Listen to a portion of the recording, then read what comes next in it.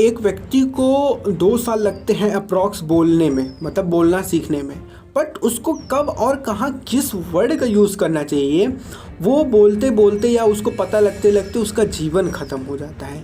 मैं आपको बता दूं कि लोगों को जो उसका वर्ड है वो कहीं इज्जत दिलाता है तो कहीं बेइज्जती दिलाता है, कहीं फूलों की हार तो कहीं जूतों की हार भी पहनाता है। तो यहाँ पे वर्ड बहुत ही मैटर करता है। अगर एक वर्ड आप गलत बोल देते हो तो कितना इम्पैक्ट पड़ेगा ये आप लोग नहीं जानते।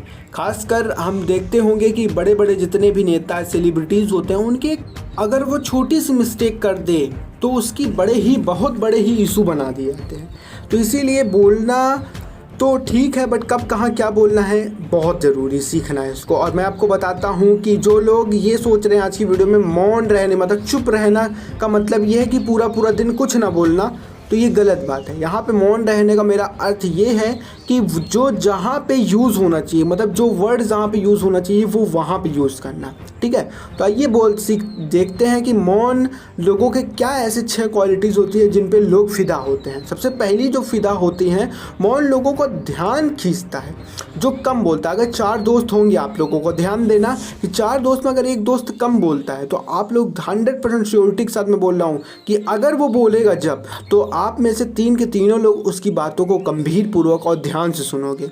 इसीलिए ये कोई ऐसा नहीं है, ये हरदम नेचर वाइज ही ऐसा बना है। जो कम बोलते हैं उनसे लोग ज़्यादा बोलना चाहते हैं, ये चीज़ बना है। और उनकी लोगों को बातें पे ध्यान ज़्यादा होती है, ध्यान ज़्यादा खींचते हैं वो। नाव बात कर लेते दूसरे नंबर पे, मौन रहकर बातचीत में मदद मिलती है। मेरे भाई, अगर आप चुप रहते हो तो इसमें आपको बहुत ही ज़्यादा मदद मिलती है। कभी कभी क्या होता है, हम बहुत ही ज़्यादा बोलने की वजह से हम कहीं कहीं फंस जाते हैं। जब आप चुप रहते हो, कम बोलते हो या जो जहाँ बोलना चाहिए वहीं बोलते हो, तो आप कई बार ऐसी सिचुएशन में फंसने से बच जाते हो जिस सिचुएशन पे आपका बोलना ही फंसना पड़ता है। क्योंकि कई बार ऐसी सिचुएशन पड़ जाती है कि हमारा घाटा ना बोलने पे 100% होना होता है।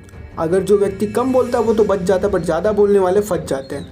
तो इसीलिए आप लोग कोशिश कीजिए कि मौन रह के आप लोगों को बातचीत में बड़ी हेल्प मिलेगी। आप समझ पाओगे कि आपको क्या बोलना है इस समय, क्योंकि आप साइलेंट हो। पर वही लगातार आप बोलते रहोगे तो आप समझने से ज़्यादा बोलने पे फोकस करोगे, ठीक है। तो ये चीज़ ध्यान देना। नाउ बात कर ले तीसरे नंबर पे, मौन रह के आप विश्वास बना सकते हो किसी के ऊपर। क्योंकि हम देखते हैं जो व्यक्ति कम बोलता है तो लोग सोचते हैं कि ये बंदा कुछ क्वालिटीज़ हैं, उस पर देखते हैं क्यों कम बोल रहा है, या एक बैग बोलते बोलते चुप हो गया, क्यों चुप हो गया। तो इसमें लोग सोचते हैं क्यों हो गया, ये कैसे हो गया। तो इन पे लोग ट्रस्ट करते हैं, काफ़ी ज़्यादा विश्वास बनाते हैं। जब भी बोलेंगे तो कुछ ऐसी वर्ड्स बोलेंगे जिस वर्ड से अगले इंसान को ट्रस्ट होगा कि हाँ ये बंदा कुछ करना चाहता है लाइफ में। इसकी बातचीत करने के जो तरीके हैं वो काफ़ी अलग हैं। तो इसलिए जो मौन आप जब रहते हो तो आप लोगों के विश्वास को बहुत ही जल्दी आकर्षित या आप कैसे तो जीत सकते हो। और जब आप विश्वास जीत सकते हो तो आप धंधे में सबसे ज़्यादा विश्वास की ही ज़रूरत होती है। तो आप कोई भी नॉर्मल धंधा कर सकते हो, लाइफ में आगे बढ़ सकते हो। नाउ 4th नंबर, उत्तर प्राप्त करें। हम आप देखते हैं कि जब भी ज़्यादा लोग बोलने वाले लोग पास हम जाते हैं तो मान बहुत ज़्यादा मान पक करते हैं और वो आपकी कभी नहीं सुनते भाई।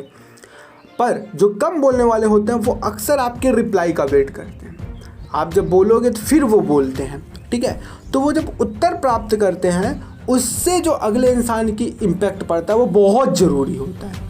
क्योंकि हम जब ज़्यादा बोलते हैं तो लोगों को समझने से ज़्यादा हम अपने आप को समझाने की कोशिश करते हैं, और ये सबसे बड़ी मूर्ख की निशानी होती है। इसीलिए पहले कोशिश करें कि आप जब साइलेंट होते हैं तो आप लोगों के उत्तर प्राप्त, और जिस दिन आप उत्तर समझने लगे आप लोगों को समझना चालू कर दिए। और जब आप लोगों को समझना चालू कर दोगे तो आप अगर बिजनेसमैन या कोई धंधा करना चाहते हो तो आप आगे बढ़ने लगोगे।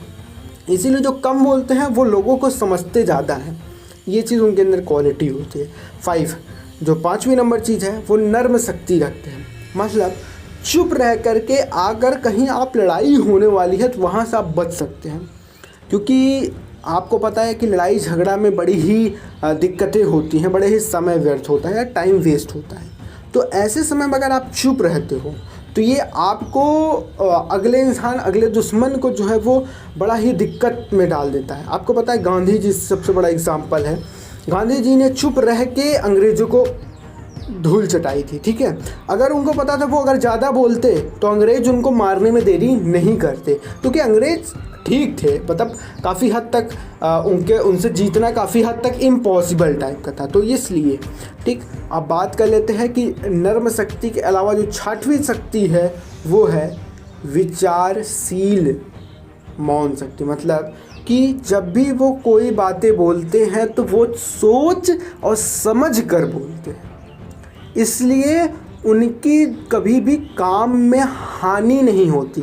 हानि मतलब नुकसान नहीं होता कभी भी काम में, क्योंकि सबसे बड़ी जो होती है धंधे में आजकल चल रही है कि आप जो भी ऑडियंस या आप जो भी कह सकते हो, जो भी कस्टमर आ रहे हो उसको कितना अच्छे से आप कंप्रोमाइज़ कर ले रहे हो। ठीक है, जब आप सोच समझ के और चुप रह के बोलते हो तो इससे आप लोगों को अट्रैक्ट कर सकते हो, और आप समझदारी वाला सिस्टम, मतलब कि आपको कब कहाँ क्या बोलना है, उसमें आप लोगों को बहुत ही आसान तरीके से फंसा सकते हो।